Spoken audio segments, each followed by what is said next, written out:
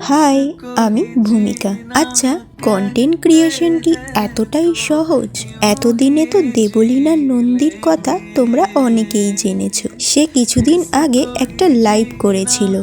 সেই লাইভটা দেখার পর থেকে কেমন একটা অনুভূতি কাজ করছিল। কথাগুলো এতটাই সত্যি ছিল যে ভাবতে বাধ্য হলাম, সোশ্যাল মিডিয়াতে আমরা কতজন খোলামেলাভাবে মনের কথা বলতে পারি, আর কতজনই বা সাহস আছে আমি ভালো নেই এই কথাটা সকলের সামনে বলার। নিজেকে প্রশ্ন করেও উত্তর পাই না। খুব অল্প দিন হলো আমি সামাজিক মাধ্যমে ভিডিও দিচ্ছি।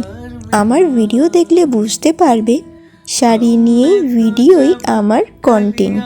আর টুকটাক এদিক ওদিক ভিডিও আর হবিস ভিডিওগুলো তোমাদের সাথে শেয়ার করি, আর চেষ্টা করি পজিটিভ কন্টেন্ট দিতে। কিন্তু তাই বলে কি রোজ রোজ একটা মানুষের দিন ভালো কাটে? না, তা কখনোই সম্ভব নয়। খারাপ ভালো মিলিয়েই জীবন। তবে সহজেই কিছু মানুষ জাজমেন্টাল কমেন্ট করে যায়। এফেক্টেড তো হই, তবে তাতে কিছু যায় আসে না। কিন্তু খারাপ তো আমাদেরও লাগে। আমি চাই না দেবলীনা দি যেটা পেয়েছে আর কোনো মেয়ে তা পাক। ভগবানের কাছে প্রার্থনা করি দেবলীনা দি তাড়াতাড়ি সুস্থ হয়ে উঠুক।